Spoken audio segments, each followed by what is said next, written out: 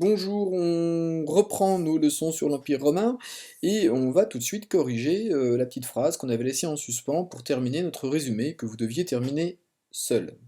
Alors, la paix romaine, assurée par les légions, on l'a vu, elle permet bien un enrichissement. Donc, elle est favorable au commerce en mer Méditerranée et aussi sur les routes qui sont dans tout l'Empire romain. On les avait décrites ensemble, les voies romaines.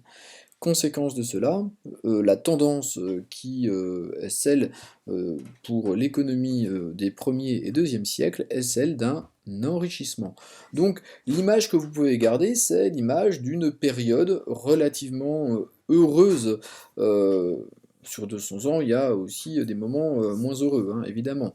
Mais quand même, le temps de la paix romaine est un temps de richesse et plutôt un temps de sécurité. Alors maintenant, une petite remarque, cet empire en paix, cet empire riche, le doit aux légions, mais évidemment aussi à la volonté d'une personnalité essentielle, l'empereur romain. On l'a dit dans la définition, l'empire, tout le pouvoir est mis dans les mains d'un homme, l'empereur. Alors ici, vous avez une statue qui était sur un arc de triomphe, celui de l'empereur Marc Aurèle, puis après qui a été déplacé sur un autre arc de triomphe, mais le personnage que vous voyez à cheval ici, c'est l'empereur Marc Aurèle.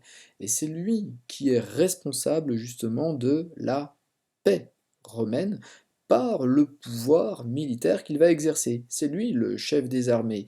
Marc Aurèle, il a lutté à la fin du IIe siècle, notamment contre le réveil de certains peuples germains, peuples germaniques qui posaient problème, et il a dû mener des guerres durant la vingtaine d'années qu'a duré, trentaine d'années qu'a duré son règne d'empereur, et vous le voyez ici entouré d'officiers romains qu'on reconnaît à leur armure, la cuirasse ici, le casque, et il reçoit eh bien, la soumission de Germain qui s'avoue vaincu. Cet empereur qui obtient des victoires eh bien, va utiliser notamment son rôle militaire pour renforcer son autorité, c'est ce qu'on va voir maintenant. Et s'il y a un empereur qui a pratiqué cela, eh bien c'est le premier d'entre eux, c'est Auguste, qu'on retrouve représenté ici sur cette statue en marbre dite de Prima Porta. D'ailleurs, vous l'avez déjà croisé parce que nous, on s'était intéressé à ce petit chérubin, cet enfant ailé, et on avait dit cet enfant ailé, ce n'est pas n'importe qui, c'est un enfant de Vénus. Donc on avait vu déjà la signification et la symbolique liée à l'empereur Auguste. Auguste ici, donc lui c'est le premier des empereurs, il devient Auguste en 27 avant Jésus-Christ, et il va régner jusqu'en 14, 41 ans de règne, et vous le voyez ici représenté en général victorieux. Et donc sur son armure, le ciel, la terre, le général recevant l'emblème d'une légion ici, nous avons avec son manteau pourpre, c'est un manteau qui était rouge, qui était le signe du commandement militaire, un chef, qui n'est pas qu'un dirigeant, qu'un chef d'État, mais qui est bien un chef d'armée, un général. Son autorité, je vous l'ai dit, elle s'appuie en particulier sur cet aspect de son pouvoir, comme on le voit dans ce document qui dit que nul ne lui résistait. Alors ne lui résistait pas au sens d'une opposition militaire, mais tout le monde était d'accord avec lui. Alors, ici le texte, il est tiré d'un auteur romain qui s'appelle Tacite, qui a écrit beaucoup de textes et qui a voulu faire l'histoire des événements qui ont eu lieu un peu avant lui. Tacite écrit au IIe siècle. Je vous rappelle que Auguste, lui, il a vécu à ce moment-là. Donc Tacite, il écrit au début, dans la première moitié du IIe siècle. Alors que nous dit Tacite? Quand Auguste eut séduit les soldats par ses dons, le peuple par ses distributions de blé, tout le monde par les douceurs de la paix, il commença à attirer à lui l'autorité du Sénat, des magistrats, des lois. Nul ne lui résistait, car les nobles recevaient richesses et dignités. Or, les dignités, c'est des honneurs. On aimait mieux le présent et sa sécurité que le passé avec ses périls. Les périls, les guerres civiles qui ont déchiré Rome, auxquelles Auguste a mis fin. Un nouvel esprit avait partout remplacé l'ancien, chacun renonçant à l'égalité, les yeux fixés sur le prince, attendait ses ordres. Alors ce texte nous dit que bien Auguste, il est apprécié. Auguste a séduit beaucoup de gens, et s'il a séduit des gens, c'est grâce à la paix revenue, à la paix retrouvée. Auguste, nous, on l'a vu étant le neveu de Jules César et participant à des affrontements contre d'autres grands romains d'autres grands généraux romains qui avaient récupéré l'autorité de Jules César. Jules César avait détruit la République, et après son assassinat, eh bien, des guerres civiles ont continué, et ça a été des temps aussi difficiles que ceux du 1er siècle pour les Romains. Eh bien, grâce à sa puissance, grâce à ses victoires militaires, Auguste va être capable de ramener la paix. Et on lui en est reconnaissant. En plus, quand vous gagnez contre vos adversaires, bah vous gagnez aussi des territoires, vous gagnez leurs trésors, et vous pouvez le redistribuer. On nous dit qu'il a donné de l'argent ou des terres à ses soldats, donc il s'achète un petit peu leur fidélité. Mais aussi le peuple. On lui distribue du blé. Le peuple, notamment le peuple de la ville de Rome, qui dépendait de grandes distributions organisées régulièrement. Et puis enfin, nous dit-on, nul ne lui résistait, parce que les nobles recevaient des richesses, donc tout le monde profite de ce temps de paix retrouvé, et puis surtout, on a la sécurité. Donc ça, c'est vraiment extrêmement important, et on voit que, on nous dit, il commence à attirer à lui l'autorité du Sénat, des magistrats et des lois. Donc que nous dit Tacite? Le Sénat, l'assemblée la plus haute de Rome, eh bien, se tourne vers lui et le reconnaît comme étant le premier d'entre eux, le princeps, le prince. Je vous rappelle qu'on parle du principat d'Auguste. Deuxième point, Auguste utilise cette autorité pour installer un système qui n'est plus du tout la République, où le Sénat en fait est sous ses ordres. Tous les pouvoirs du Sénat et du peuple passèrent à Auguste. Vous vous rappelez, le Sénat et le peuple, SPQR, Senatus Populus Que Romanus, le Sénat et le peuple romain.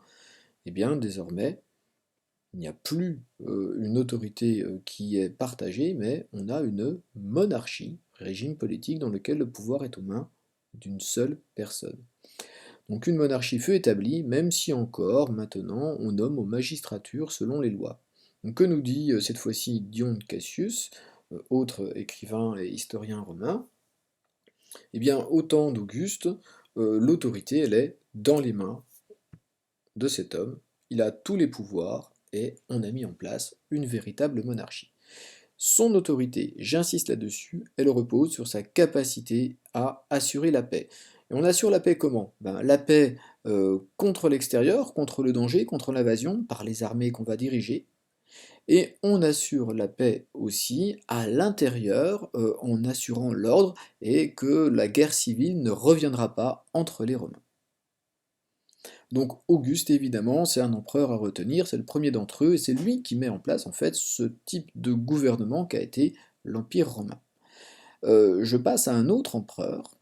Attention, parce que on va découvrir cet empereur grâce à une pièce de monnaie, et cette pièce de monnaie peut nous donner de fausses informations, en tout cas, pas de fausses informations, mais nous mettre sur de fausses pistes. Alors, il s'agit de l'empereur Trajan, qui a régné de 98 à 117. Alors lui, il a été vraiment apprécié aussi, il a régné donc 100 ans après Auguste, hein.